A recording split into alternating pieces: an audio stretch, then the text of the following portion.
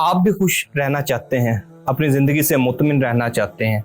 इंसान की सबसे बड़ी ख्वाहिशात जो हैं उसमें से बड़ी बुनियादी, बड़ी अहम और बहुत ही ज़्यादा उसकी ज़िंदगी को अपनी तरफ अट्रैक्ट करने वाली, खींचने वाली चीज़ जो है वो उसको सुकून कल्ब चाहिए, उसको खुशी चाहिए। लेकिन अलमिया ये है कि इस भागम भाग ज़िंदगी को जिस अंदाज में हम जी रहे हैं वहाँ पर खुशी मैसर नहीं आ रही होती। तो अब उस खुशी को कहाँ से तलाश करेंगे, कैसे तलाश करेंगे?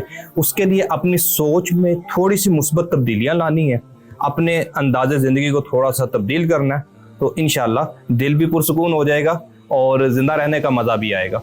सबसे पहली बात जो बहुत ही ज़रूरी है वो ये है कि तवक्कुआत वो कम कर दें, बिलखुसूस मखलूक के साथ तवक्कुआत कम कर दें, रिश्तों के साथ तवक्कुआत कम कर दें, इनके साथ बहुत अच्छे अंदाज में चलें, सिला रहमी को भरपूर अंदाज में मुकम्मल कीजिए, इनकी भलाई जहां मुमकिन हो ज़रूर कीजिए। लेकिन अपने दिल के अंदर, अपने जहन के अंदर इस बात को पनपने से रोक दीजिए कि मैं अगर किसी का भला कर रहा हूं, मैं किसी के साथ अच्छा चल रहा हूं तो जवाबी तौर पे मेरे साथ भी अच्छा होगा। मैं आज किसी को मुसीबत में मदद दे रहा हूं तो कल को मुझे भी मुसीबत में मदद मिलेगी, इस ख्याल को अपने ज़हन से तर्क कर दीजिए। मैं आज किसी मजबूर को कर्ज के ज़रिए उसके लिए आसानी पैदा कर रहा हूं तो कल मेरी भी माशी परेशानी को कोई शख्स आकर कर्ज हंसना देकर दूर कर देगा। ऐसा अपने जहन में मत पालिए। आने वाली जो आजमाइशें होती हैं, जो रवैया होता है, सामने वाले का रवैया उसके मुताबिक होता है और उस रवैये के पीछे उसकी एक अलग कहानी होती है। दुनिया के अंदर 7 अरब से ज़्यादा इंसान जी रहे हैं और वो 7 अरब से ज़्यादा दुनियाएं इस वक्त इस कुर्रे अर्ज के ऊपर मौजूद है। हर शख्स की अलग कहानी है, हर शख्स की अलग खुशी है, अलग परेशानी है, अलग मामलात हैं, अलग सोच का नजरिया है। ऐसा मुमकिन है और हम अपने इर्द गिर्द देखते हैं कि एक बात जो किसी के लिए खुशी का बायस बन रही है दूसरे के लिए ऐन उसी वक्त में वही वाकया, वही मंजर तकलीफ का बायस भी हो जाता है। एक शख्स को मीठा बड़ा पसंद है तो दूसरा उससे इंतहाई बेजार है। एक गोश्त खाने वाला बड़े शौक से गोश्त खाता है और दूसरा वेजिटेरियन कहता है कि मैंने तो कभी अपने दांतों को बोटी के जायके से आशना भी नहीं होने दिया। तो हर शख्स हर अंदाज में अलग रहता है। एक अपने गिर्द मजमा लगा के उसमें बड़ा खुश होता है और एक तन्हाई पसंद शख्सियत बैठी हुई है। दोनों का अंदाज बिल्कुल मुख्तलिफ है, लेकिन ऐसा नहीं है कि वो दोनों एक दूसरे के बिल्कुल काटने वाले होंगे। इसलिए तवक्कुआत कम से कम रखिए, भलाई खूब से खूब कीजिए। दूसरी बात जो बड़ी बुनियादी होती है वो ये होती है कि अपने हिस्से का पौधा लगाते जाइए। अच्छा, ऐन मुमकिन है सांसें ये मोहलत ना दें कि आपके लगाए हुए पौधे के साए आपको नसीब हो।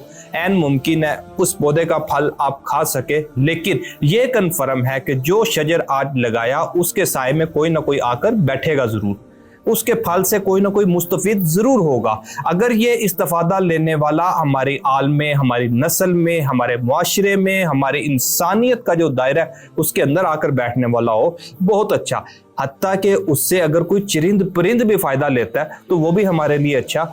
हम अल्हम्दुलिल्लाह मुसलमान हैं और अल्लाह करीम का ये हम पर एहसान है कि थोड़े से अरसे के लिए हम दारुल अमल में आए, यहाँ पर अपना इम्तिहान देंगे। बहुत जल्द उस हकीकी, अब्दी और हमेशा रहने वाली दुनिया में मुंतकिल हो जाएंगे, जहाँ पर जो यहाँ बोया वो वहां जाकर काटेंगे और उसका नतीजा वहां लेंगे।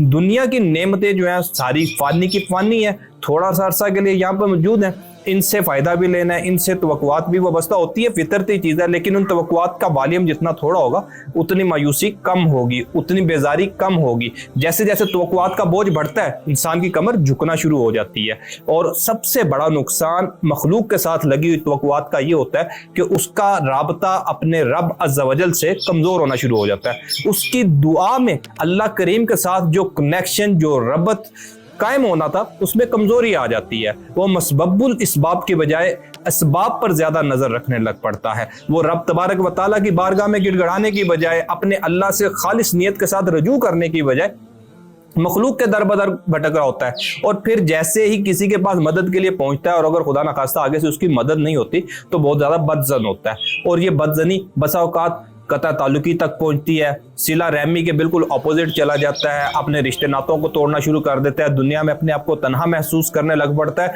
और तन्हा शख्स बड़ी जल्दी जल्दी मायूस होने लग पड़ता है। और मायूसी जो है वो बहुत बड़ा गुनाह है। कि ये पहले मखलूक से मायूस होगा और मखलूक पर मायूस होने का ये तजर्बा जो इसकी ज़ात के सामने मायूसी और मुस्बत नताइज ना लेकर आया, ये इसको अल्लाह तबारक व तआला की ज़ात से भी मायूस करना शुरू कर देगा। और जब रब की रहमत से मायूस होगा तो इससे बड़ी इंसान की नामुरादी क्या होती है।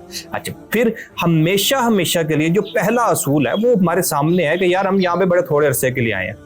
दुनिया की तमाम तकालीफ जो है वो बड़ी महदूद है, बहुत जल्द ख़त्म हो जाएंगी, और जितनी भी राहतें हैं ये भी बड़ी थोड़ी हैं और बड़ी जल्द ख़त्म हो जाएंगी। दोनों का तज़किरा रब अज़्ज़ व जल ने अपने कुरान करीम में भी फरमा दिया, और जो रहने का यहाँ पर अंदाज दिया उस पर भी हमने मुतमिन कर दिया कि ना तुम यहाँ पर तुम्हारे आबाओ अजदाद शुरू से आज तक मौजूद हैं और ना तुम मौजूद रहोगे और ना तुम्हारे आने वाली नस्लें मौजूद रहेंगी।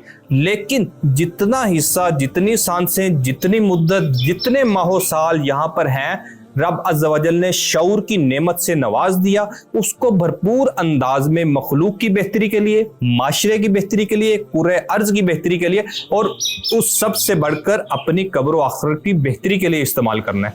अगर यही पैटर्न ऑफ लाइफ यही यूज करेंगे, अंदाज़े ज़िंदगी यही अपनाएंगे, तो इंशाल्लाह दिल भी मुतमिन रहेगा, मायूसी भी नहीं होगी, लोगों से बदजनी भी नहीं होगी, मखलूक के लिए दिल में मोहब्बत भी पैदा होगी, और इंशाल्लाह जो खुशी का असल मंबा है वो भी हासिल हो जाएगा। और कभी आपने गौर किया कि जिस चीज़ को हम खुशी कहते हैं, अगर इसको डिफाइन करना पड़ जाए, अगर कोई हमसे ये सवाल करे कि खुशी क्या है, तो उसका हम जवाब क्या देंगे? हम किस चीज़ को खुशी कहते हैं? ये ऐसा जुमला और ऐसा सवाल है जिसका हर फर्द के पास एक मुख्तलिफ जवाब होगा।